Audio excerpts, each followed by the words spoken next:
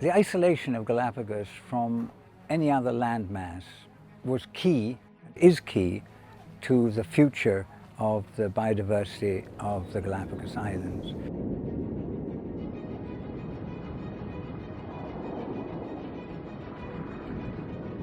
This isolation, traditionally of course, was the ocean. 600 miles of rolling oceanic seas, which was difficult to cross for many creatures, including small birds.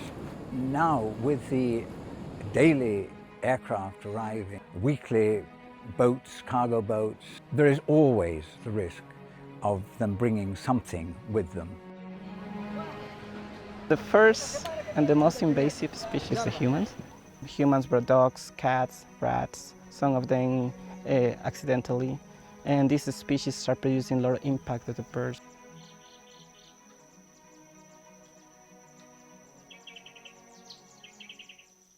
In 2015, I personally got extremely concerned about the fate of these birds. We don't want these birds to go extinct. They deserve to survive.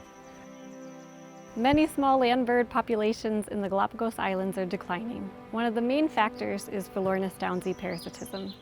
Philornis downsii is a fly. It's about the size of a common housefly. Although a fly is a fly, it has to be realized that this is the greatest danger that the small birds of Galapagos face. They may well go extinct if we do not control a small fly.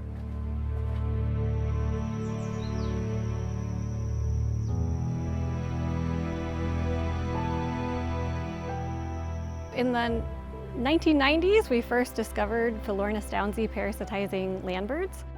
Females lay eggs in the nests of birds. Once these fly eggs hatch within a nest, the larvae worm-like stage eats blood and tissue from the baby birds. These birds have no defense mechanisms against a nest parasite. We're looking for nests of small land birds. We're tracking these nests, monitoring them, and then we're also doing experimental treatments with an insect growth inhibitor inside the nest to try to control the larvae and pupae stages of the Philornis. The emotional toll of the effects of Philornis downsii during work is very heavy sometimes. Sometimes I'm tracking nests and I find baby birds inside a nest. I see them every day, every couple days, alive and active, and then I find them dead in the nest.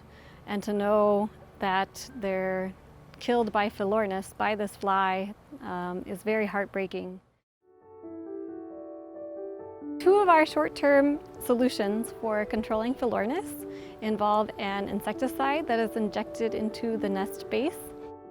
Sterile insect technique is where you raise a lot of flies in a lab. You sterilize all the males via radiation, then you release them into the wild, and the wild females will mate with these males that are sterile, thus producing unfertile eggs, and so overall it'll decrease the population. The long solution is biology control, so we are looking for the natural enemies.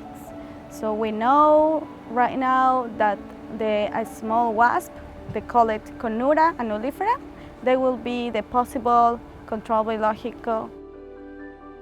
My favorite bird here is the little vermilion flycatcher. It's endemic to the Galapagos. And we found that Philornis affect drastically the vermilion flycatchers. I have friends who've lived all their lives here, and they would say, you know, there used to be vermilion flycatchers around our farm, and it was an inspiration to us for these little birds flittering around in the mists and fog, and it was like there was like a sort of spiritual thing in it.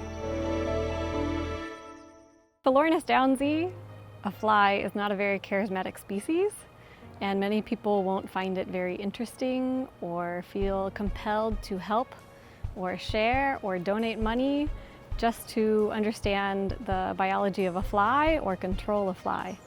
But if we put it in the context of the famous Darwin finches, the other endemic and native land birds in Galapagos, and all the baby birds that are dying from the effects of this fly, Potentially these people will have more heart to try to help us find a solution. Galapagos is a key spot within the whole world. It represents nature and the incredible power of evolution. So I want to provide something for the future because, if we don't do anything right now, maybe in 50 years, some species will not be present. We are working really hard to help these birds, but we need to help to share this information, and we need your support for your donation. I just don't think you should ever give up. I think you have to go on. Never say it's too late and we're going home. And the planet can't stand that.